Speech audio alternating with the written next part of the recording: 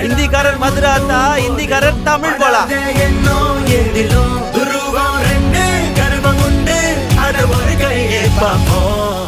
Touring tax ரசிகர்களுக்கு வணக்கம். வாங்க லென்ஸ் நிகழ்ச்சிக்கு போகலாம்.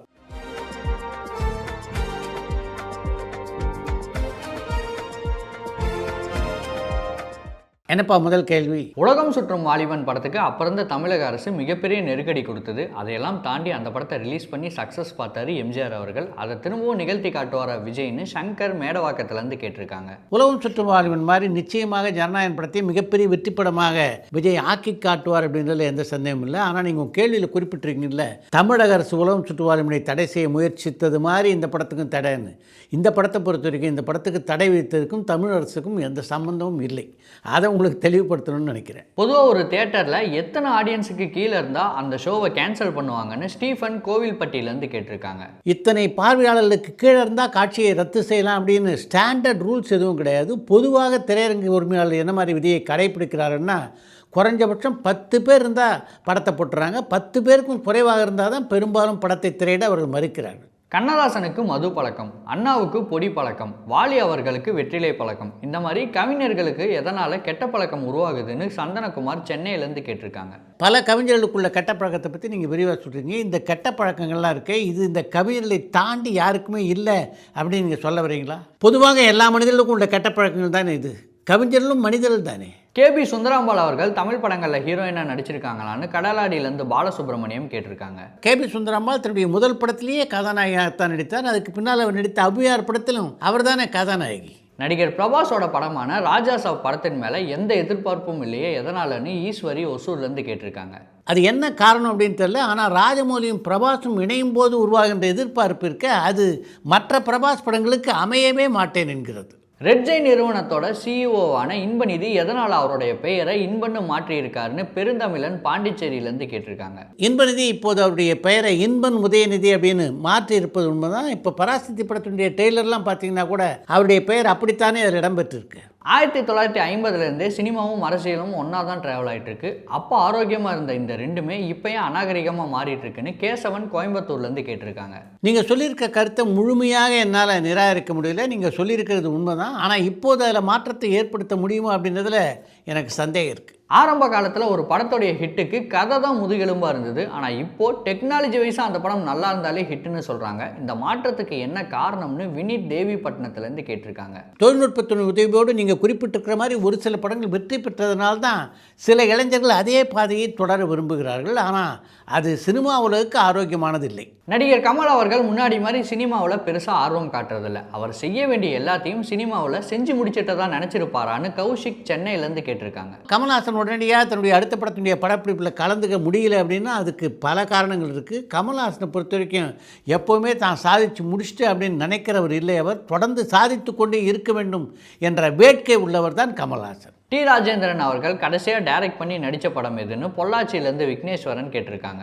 டி ராஜேந்தர் தானே கதாநாயகனாக நடித்து இயக்கிய வீராசாமி திரைப்படம் தான் அவர் இயக்கத்திலே உருவான கடைசி திரைப்படம். ராகவா லாரன்ஸோடைய தம்பியான எல்வின் நடிச்சிருக்க புல்லட் படத்தோடைய அப்டேட் பற்றி எதாவது சொல்ல முடியுமா? அந்த படம் எப்போ ரிலீஸ் ஆகும்னு நெல்லையிலேருந்து ஐயப்பன் கேட்டிருக்காங்க. ராகவா லாரன்ஸுடைய தம்பி எல்வின் நடித்துள்ள புல்லட் திரைப்படத்துடைய படப்பிடிப்பெல்லாம் எப்போதும் முழுமையாக முடிவடைந்து விட்டது. இந்த ஆண்டின் 30 அந்த படம் வெளிவருவதற்கு நிறைய வாய்ப்புகள் இருக்கின்றன. பிரதீப் ரங்கநாதனுடைய எல்ஐகே படத்தோட போட்டி போட்டு வெற்றி பெறும் திறன் சூர்யாவுடைய கருப்பு படத்துக்கு இருக்கான்னு கொழும்பு நகர்லேருந்து அதிகன்னு கேட்டிருக்காங்க. நீங்கள் குறிப்பிட்டிருக்கின்ற எல்ஐகே படத்தை பற்றியும் சரி, கருப்பு படத்தை பற்றியும் சரி, இந்த படங்கள் எப்போது வெளிவரப் போகின்றன அப்படின்றத பற்றி இதுவரைக்கும் அதிகாரப்பூர்வமான அறிவிப்புகள் வரல.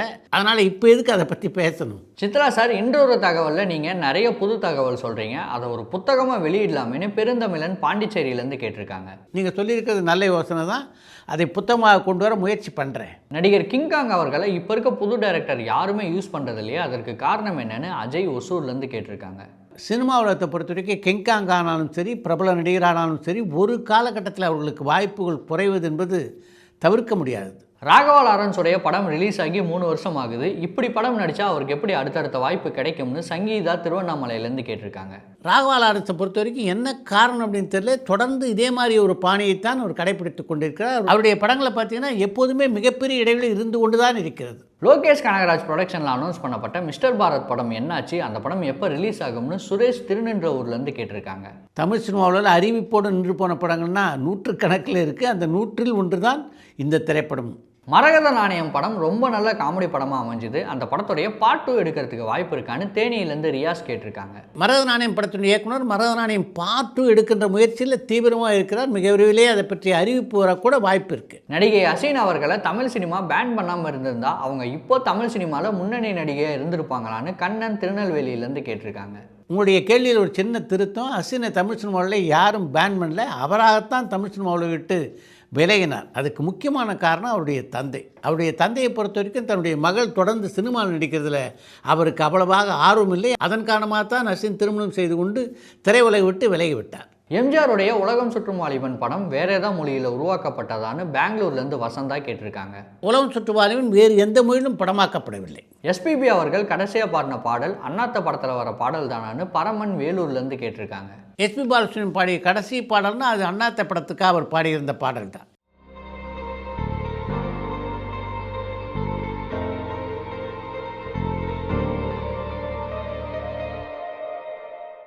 இந்தியா சுதந்திரம் அடைகிறதுக்கு முன்னாடி தமிழ் படங்களுக்கு தணிக்கை குழு இருந்ததான்னு பத்மநாபன் நியூயார்க்லேருந்து கேட்டிருக்காங்க.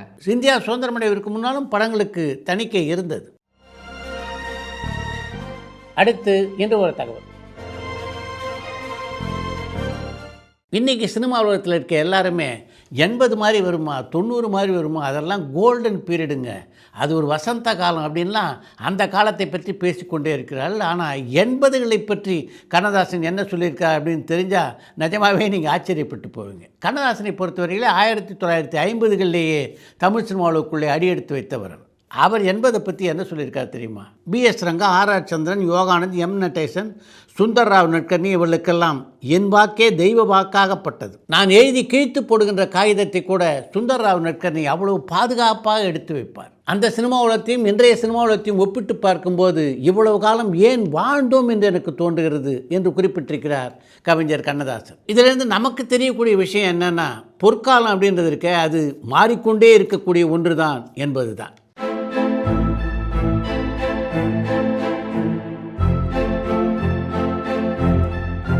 இத்துடன் எந்த லென்ஸ் நிகழ்ச்சி நிறைய பெறுகிறது. மீண்டும் அடுத்த லென்ஸ் நிகழ்ச்சியிலே சந்திப்போம்.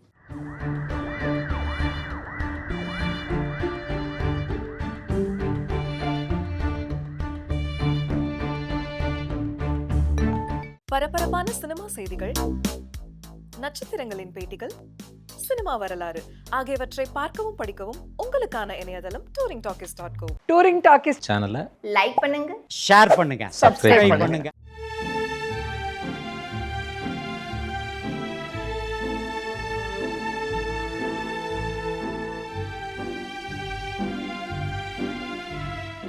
மறந்துடாதீங்க, பண்ணுவீங்க.